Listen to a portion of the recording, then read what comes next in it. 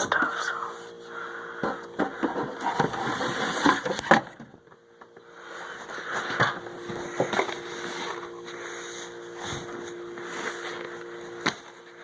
$90 helmet for $30.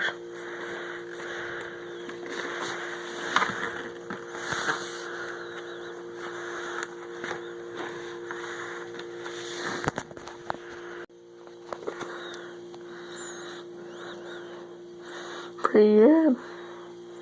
Pretty good.